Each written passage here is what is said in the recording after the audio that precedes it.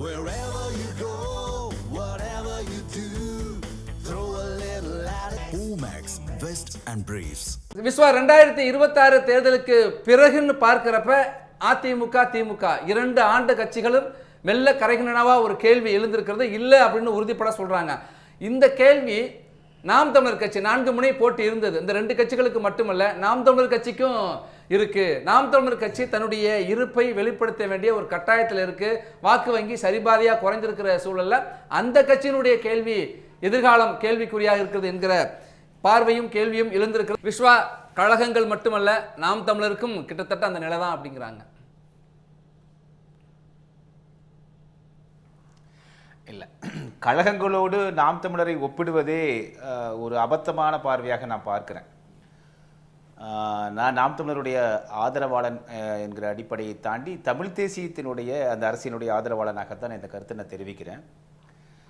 கழகங்கள் உண்மையிலேயே நேர்த்தியாக இருந்திருந்தால், அதனுடைய சித்தாந்தங்கள் கொள்கைகள் நேர்த்தியாக இருந்திருந்தால், அதனுடைய செயல்பாடுகள் நேர்த்தியாகவும் நேர்மையாகவும் இருந்திருந்தால், மூன்றாவது ஒரு அணியாக விஜய் போன்ற ரசிகர் பட்டாளத்தோடு ஒரு குறைந்தது 15-20 விழுக்காடு வாக்குகள் அவருடைய ரசிகர் வாக்குகளே என்று எடுத்துக்கொண்டாலும் கூட, அப்படிப்பட்ட ஒரு மூன்றாவது வாய்ப்பு வந்தபோது திமுக அதிமுக ஆகிய 2 கட்சிகளையும் தோல்வியடை செய்திருக்கிறார்கள் தமிழ்நாட்டு மக்கள். இந்த அதிமுக திமுக மீதான எதிர்ப்பு என்பது, அந்த வெறுப்பு என்பது இப்போது உருவானதல்ல. விஜயகாந்த் உருவான போதே மூன்றாவது ஒரு நபரை உங்களுக்கு மாற்றாக நாங்கள் இங்கே கொண்டு வருகிறோம் என்று தமிழ்நாட்டு வாக்காளர்கள் காண்பித்தார்கள். கெடுவாய்ப்பாக விஜயகாந்தால் அது தொடர்ந்து நடைபெற முடியாமல் போய்விட்டதை நாம் பார்க்கிறோம். அதன் பிறகாவது அதிமுக திமுக ஆகிய கட்சிகள் தங்களை திருத்திக் கொண்டு மக்களுக்கு ஏற்றாற் போல, மக்களின் விருப்பத்திற்கு ஏற்றாற் போல, தமிழ்நாட்டு நலனுக்கு ஏற்றாற் போல செயல்பட்டார்களா என்றால் இல்லை. யார் அதிகம் பணம் கொடுத்து வாக்குகளை வாங்குவது, யார் ஆட்சிக்கு வந்தால் எப்படி வந்து மக்களை துன்புறுத்துவது, காவல்துறை உள்ளிட்ட அரசு அதிகார மையத்தை கொண்டு எப்படி அடக்குமுறை செய்வது, தங்களுக்கு புகழ் வந்தால் போதும் பெயர் வந்தால் போதும் என்கிற அடிப்படையில் மக்களுடைய சட்டம் ஒழுங்கு பிரச்சனை, பாலியல் துன்புறுத்தல்கள், கையூட்டு, லஞ்சம் என்று தொடர்ந்து மக்கள் விரோத செயல்பாடுகளில் ஈடுபட்ட காரணத்தினால்தான் மூன்றாவதாக ஒரு அணி, மூன்றாவதாக ஒரு கட்சி வந்தபோது, அதுவும் பிரபலமான மக்களுக்கு, உலகெங்கிலும் உள்ள மக்களுக்கு நன்கு பரிச்சயமான ஒரு சினிமா திரை நட்சத்திரமாக இருந்த காரணத்தினாலும், எப்படியாவது இந்த திமுகவை வீழ்த்த வேண்டும் என்கிற ஒற்றை எண்ணம் கொண்ட காரணத்தினாலும் தான் வீழ்த்தப்பட்டதாக நான் பார்க்கிறேன். நான் அதேவேளை என்னுடைய அரசியல் எதிரி திமுக தான் என்று சொன்ன விஜய் மீது எந்த விதமான நடவடிக்கையும் திமுக கடந்த காலங்களில் ஆட்சி காலத்தில் எடுக்கவில்லை. அதே போல விஜய் வந்த பிறகு திமுக மீது எந்த விதமான கடுமையான நடவடிக்கைகளையும் அவர்கள் எடுக்கவில்லை. பெயருக்கு திமுக என்னுடைய எதிரி என்று விஜய் சொல்கிறாரே தவிர, ஆனால் விஜயினுடைய கட்சியினர் அழித்து கொண்டிருப்பது அதிமுகவை. அதிமுகவிலிருந்து வெளிவரக்கூடியவர்களை 2 கைகள் விரித்து, சிவப்பு கம்பளம் விரித்து வரவேற்கக்கூடிய தாவேகா, திமுகவிலிருந்து ஏன் ஒருவரை கூட இன்னமும் அழைக்கவில்லை, இழுக்கவில்லை. அப்போ இவருடைய அழிப்பு என்பது அதிமுகவை நோக்கியதாகவும் திமுகவை காபந்து செய்வதுமாகத்தான் தாவேகாவினுடைய நகர்வுகள் இருக்கின்றன. ஒரு அமைச்சர் மீது புகார் வழக்கு தொடுத்தார்கள் லஞ்ச ஒழிப்பு காவல் பிரிவினர். அவர் மீது நடவடிக்கை எடுக்க மாட்டோம் என்று தமிழ்நாடு அரசு ஏற்கனவே நீதிமன்றத்தில் உத்தரவாதம் கொடுத்திருந்தது. அதையும் தாண்டி அவர் எடுத்தார்கள். உடனே அவர் நீதிமன்றம் போயிட்டாரு. இப்படிப்பட்ட அதற்கு பிறகு எந்த அமைச்சர் மீதும் நடவடிக்கை இல்லை. ஆக தாவேகாவினுடைய இலக்கு என்பது இன்னும் போக போகத்தான் தெரியுமே தவிர, திமுக அதிமுக ஆகிய கட்சிகளுக்கு மாற்றாக ஒரு கட்சியை கொண்டு வர வேண்டும் என்கிற எண்ணத்தில் தான் நாம் தமிழர் கட்சிக்கு கூட மக்கள் அவ்வப்பொழுது வரவேற்பை கொடுத்து கொண்டே இருந்தார்கள். ஆனால் இது போன்ற ஒரு பிரபலமான, எந்த விதமான கொள்கைகளையும் கட்டுப்பாடுகளையும் விதிக்காத தாவேகா போன்ற, விஜய் போன்ற ஒரு பிரபலத்தை மக்கள் தேர்ந்தெடுத்திருக்கிறார்கள். இதில் ஒன்று அவர்கள் மாற்றாக தேர்ந்தெடுத்தது, இன்னொன்று திமுக அதிமுக ஆகிய கட்சிகளை தோல்வியடை செய்தது. திமுக அதிமுக கட்சிகளுடைய கூட்டம் கரைந்திருக்கிறதான்னு பார்த்தா இல்லை. 2 பேரும் அவர்களுக்கான அடிப்படை வாக்குகளை 1 கோடி 1.25 கோடி வாக்குகளை பெற்றிருக்கிறார்கள். ஆனால் அவர்களுடைய கொள்கைகள், சித்தாந்தங்கள், லட்சியங்கள், ஒழுக்கங்கள் ஆகியவை அனைத்தும், அரசியல் ஒழுக்கம் நான் சொல்றது அனைத்துமே கரைந்து போய்விட்ட காரணத்தினால்தான் விஜய் தற்பொழுது மாற்றாக பார்க்கப்பட்டிருக்கிறார். நாம் தமிழரை பொறுத்தவரையிலும் அதனுடைய கொள்கை, லட்சியம் ஆகியவற்றில் அவர்கள் அழுத்தமாக இருக்கிறார்கள். கடந்த தேர்தலில் வாங்கிய வாக்குகளை விட 20 விழுக்காடு 20 லட்சம் 15 லட்சம் குறைவாக இருந்தாலும் 20 லட்சம் வாக்குகளை அவர்கள் இன்னமும் வைத்திருக்கிறார்கள். காங்கிரஸ் ஆகாது, பாஜக ஆகாது, திமுக ஆகாது, அதிமுக ஆகாது என்கிற இந்த கொள்கையை கொண்டிருக்கக்கூடிய நாம் தமிழருடைய அந்த பரப்புரை அவர்களுக்கு பலன் தந்ததோ இல்லையோ, விஜய்க்கு பலன் கொடுத்திருக்கிறது. நாம் இப்படிதான் பார்க்கிறோம். அதே போல திராவிட இயக்கங்களினுடைய தவறுகள் பிழைகளை தொடர்ந்து சுட்டிக்காட்டி கொண்டிருந்தது தமிழ் தேசிய அரசியலாக, குறிப்பாக நாம் தமிழர் கட்சியினுடைய சீமா அவருடைய அமைப்பாகவும் தமிழ் தேசிய பேரியக்கம் மணியரசன் அவருடைய அமைப்பாகவும் இருக்கிறது. இந்த திராவிட கட்சிகளுடைய பிழைகளையும் மக்களிடம் கொண்டு சென்றது இந்த தமிழ் தேசிய கட்சிகள் தான். இதுவெல்லாம் விஜய்க்கு அறுவடையாக.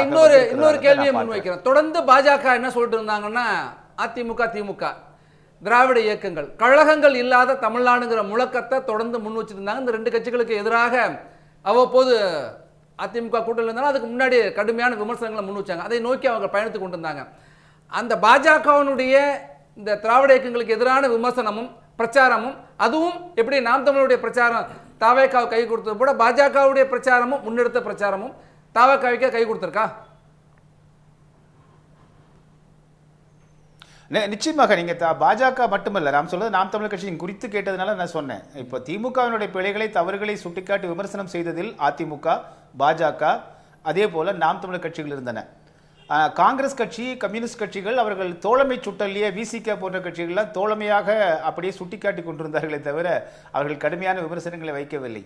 இந்த எதிர்க்கட்சியாக செயல்பட்ட இந்த கட்சிகளுடைய விமர்சனங்கள் தான் மிக ஆழமாக மக்கள் மத்தியில் பதிந்தது. அதற்கு ஏற்ப ஒரு வலிமையான எப்பவுமே ஒரு பொது எதிரியை வீழ்த்த வேண்டுமேயானால் 2 பேர் இருக்காங்க. நாம் தமிழர் என்கிற ஒரு அமைப்பு இருக்கிறது, இன்னொன்று தாவேக்கா இருக்கிறது.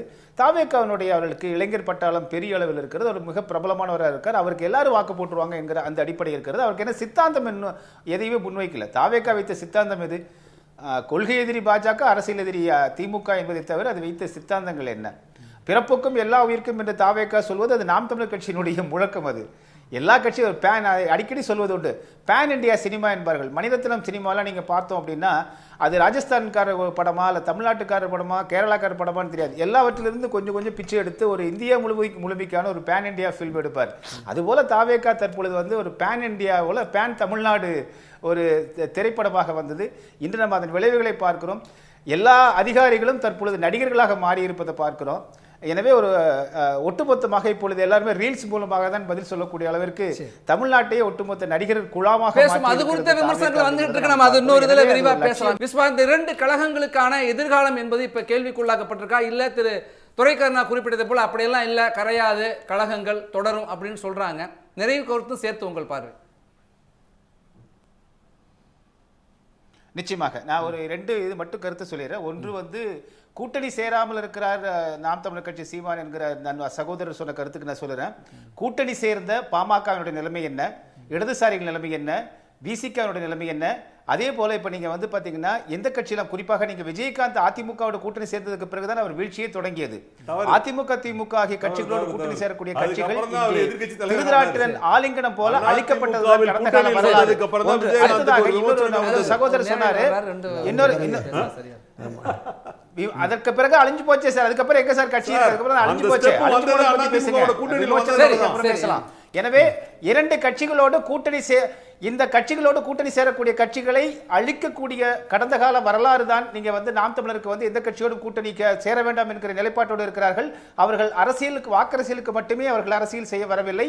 அது ஒரு பகுதி, அவருடைய தமிழ் தேசிய பணியில் அது ஒரு பகுதியாக நாம் பார்க்கிறோம். ஒன்று. இரண்டாவது, அடுத்ததாக நம்ம சகோதரர் சொன்னார், தாவேக்காவினுடைய ஆதரவாளர் தலையே நிற்காத குழந்தை என்றார். தலையே நிற்காத குழந்தை எதற்கு அதிமுக திமுக ஆகிய கட்சிகளை எல்லாம் உடைக்க வேண்டும் என்று நினைக்கிறது. முதல்ல சட்டம் ஒழுங்கில் கவனம் செலுத்த வேண்டும். மின்வெட்டு, ஒரு நாளைக்கு 15 முறை மின்வெட்டு பிரச்சனை வருகிறது. சிபிஎம் சண்முகமே வெளிப்படையாக புலம்பிட்டாரு. அதையெல்லாம் முதலில் நிர்வாகம் என்றால் அதை செய்ய வேண்டும். முதல்ல எடுத்து அடுத்த கட்சிகளை அழிப்பதுதான் நிர்வாகம் என்று மேல்பூச்சு பூசுவது.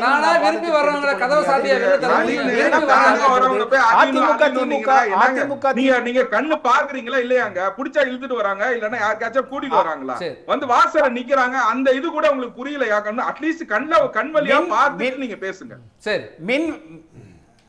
விஸ்வா தொடருங்க, விஸ்வா தொடருங்க. மின்வெட்டையும் சட்டம் ஒழுங்கை பாருங்க. மகளிர் காவல்துறையினருக்கு ஒரு நீலக்கலர் உடை அணிவித்து நீங்கள் சிங்கப்பெண் என்று ஒரு உருமாற்றம் செய்திருக்கிறார். இதெல்லாம் திமுக அதிமுக செய்த அதே பிழைகளைத்தான் தாவேகாவும் தொடர்ந்து இருக்கிறது என்பதுதான் சொல்ல வர்றேன்.